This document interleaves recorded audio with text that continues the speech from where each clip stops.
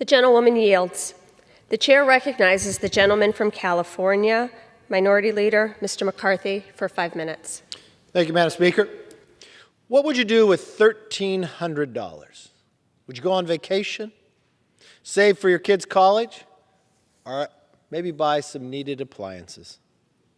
Well, under Democrats' New America Last energy policy, most Americans have little choice but to spend $1,300 extra on gas to fill up their cars over the course of the next year. Today, the price of gas hit an all-time high. Democrats want to blame surging prices on Russia, but the truth is their out-of-touch policies are why we are here in the first place. Remember what happened on day one with one-party rule. The president canceled the Keystone Pipeline, and then he stopped new oil and gas leases on federal lands and waters. Then he gave the green light to Putin's pipeline. These knee-jerk decisions have damaging effects up and down the supply chain. Now Democrats are creating a fake choice between sanctioning Russia and lowering gas prices. In their twisted thinking, Americans must feel the pain at the pump in order to punish Putin. It doesn't have to be this way. When Democrats' one-party rule started last year, they inherited an energy-independent America.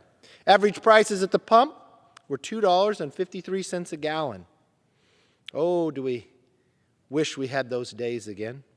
It's still possible to get back to that, though, which is why Republicans offered a bill last week that would approve the Keystone Pipeline, fast-track oil and gas production on federal lands and waters, and remove all hurdles to exporting American natural gas. American people wonder what happened when we offered that. 220 Democrats voted against that. Then we offered targeted solutions to the immediate crisis, like approving the 6 natural gas export permits that are being held up by the Department of Energy.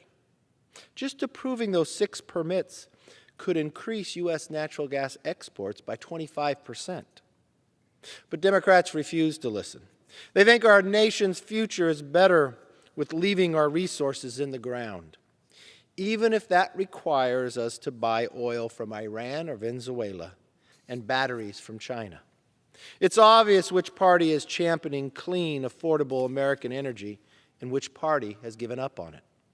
It's interesting that American natural gas is 41% cleaner than Russian natural gas. Why wouldn't you want that to go to Europe and everywhere else? If we want to lower prices and protect the environment, we must prioritize American energy independence. But what's worse, it's just not the Biden administration, it's complete throughout the Democrats' administration, for those who are in governorships as well. Just take from my home state, Madam Speaker, California. Now, United States imports from Russia 209,000 barrels of crude per day. That's 76.3 million barrels of crude for the year. Of that, California imports from Russia 50,265 barrels of crude per day. In fact, California imported twice as many barrels of oil from Russia in 2021 than from Canada. So that means this money went to Putin to pay for his war, but thought, just as the Biden administration, to stop the XL pipeline. Apparently, Governor Newsom thinks it's better to buy oil from Russia than from Canada. California domestic production was 374,000 barrels of crude per day in 2021. Now, that has decreased under Gavin's administration, 89,000 barrels of crude per day less than in 2018.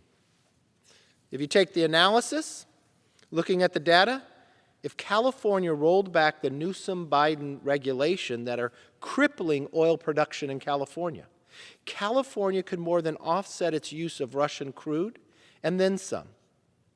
United States could offset 43% of its dependence on Russian crude if California produced its full capacity.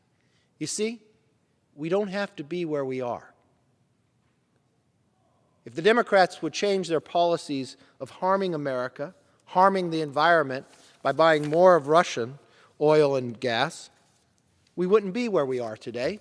The prices would be lower, there'd be more Americans working, and the world would be safer. With that, Madam Speaker, I yield back.